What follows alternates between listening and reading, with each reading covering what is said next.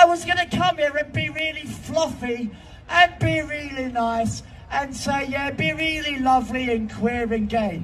No, if you see a TERF, punch him in the face.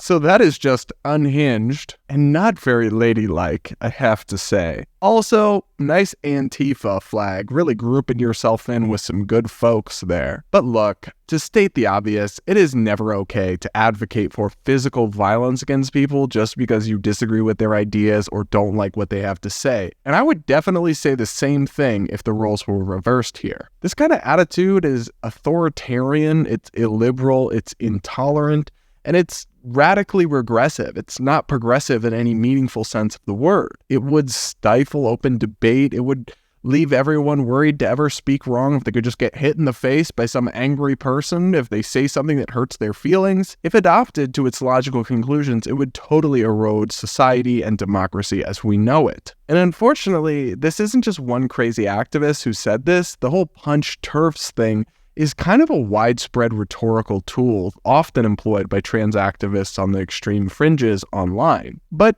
it's not just immoral, it's really off-putting and really counterproductive and harmful to the movement because you don't convince people or win them over through violence. You change minds through discourse and dialogue and getting to know people. And there's no better example of that than Daryl Davis, a black man who has personally convinced more than 200 people to leave the Ku Klux Klan. Take a look at this heartwarming video.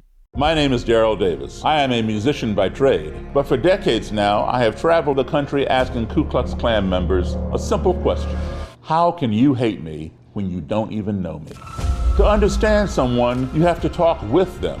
I never respected the things these Klan members said, but I respected their right to say them, and over time, through the power of conversation, I would help change their minds. A lot of times we don't agree with everything, but at least he respects me to sit down and listen to me, and I'll respect him to sit down and listen to him. Eventually, many would leave the Klan. I have collected over 200 Klan robes, hoods, and other racist items given to me by people whose minds I have helped to change. When two enemies are talking, they aren't fighting. It's when the talking ceases that the ground becomes fertile for violence. That's why we need groups like FIRE to protect our freedom of speech, because without our words, we will never eradicate hate from our world. I love that. I think that is just so beautiful and that it is just all the best things about America, right? You know, we start with these deep racial evils, but through free speech, through social progress, we change minds and we come together to be a better country. And it couldn't more starkly contrast with the extreme madness from these radical trans activists. So the person who made this statement is a transgender activist in the UK. We've got some reporting on Fox News that covers the fact that they were actually arrested because of these remarks. A transgender activist in the United Kingdom was arrested by Metro Police Wednesday on suspicion of incitement to violence for her remarks at a London Trans Plus Pride rally. The political activist, Sarah Jane Baker, 53, is the, quote, world's longest-serving transgender prisoner, end quote. Baker currently advocates for transgender women to be housed in women's prisons.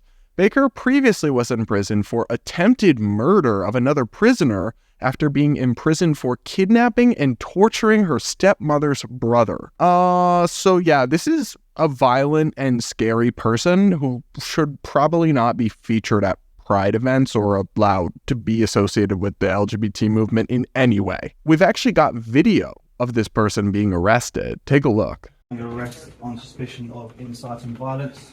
You do not have to say anything, but it may harm your defence if you do not mention, when questioned, something which you later rely on in court.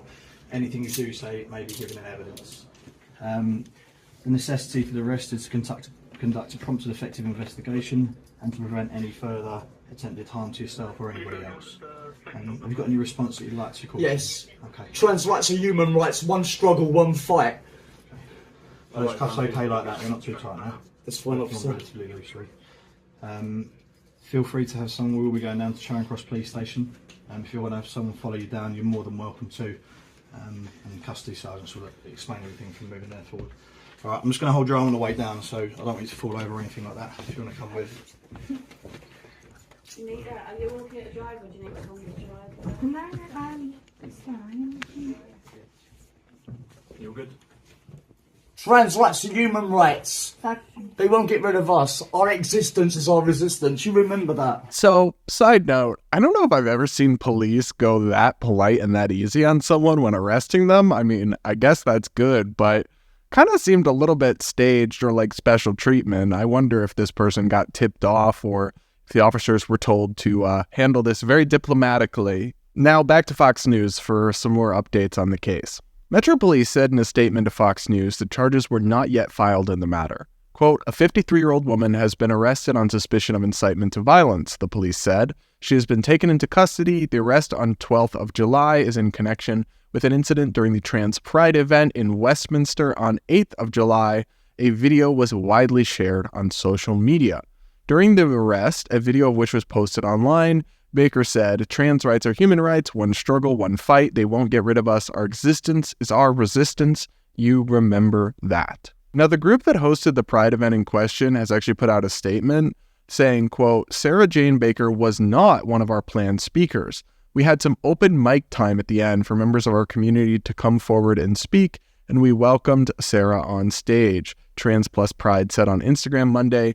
Quote, we do not condone violence. We do not back a call to arms for violence of any kind. We do condone righteous anger and the right to free speech that was expressed yesterday. We have and will continue to march in peace. So I do want to give them some credit there for disassociating with the calls for violence. I think more LGBT organizations need to do this and police their ranks. But I will just say an open mic idea with one of these kinds of events doesn't seem like a very good idea to me when you're going to have some unvetted people on the stage and could attract some crazies. Now, I've got a kind of hot take on this situation that some of my viewers might disagree with, but I've got to be honest with you guys. I think what this person said is despicable. I think it's evil, but I don't think they should be arrested for it. In the US, what this person said would be considered protected speech under the First Amendment. We do have an exception for stuff that's technically an incitement to violence, but it has to be extremely narrow, and this would not actually qualify as incitement of violence by U.S. standards. A vague general suggestion of violence is not enough to qualify as incitement of violence because the Supreme Court ruled in a famous case called Brandenburg v. Ohio that it's not incitement unless it's, quote, directed to producing imminent lawless action and is likely to produce the action. So it would have to be somebody in a crowd pointing at a specific woman and saying, punch that TERF. That could maybe get you into the territory of true incitement to violence under a First Amendment standard. But it is considered free speech in America to generally advocate the use of force and violence.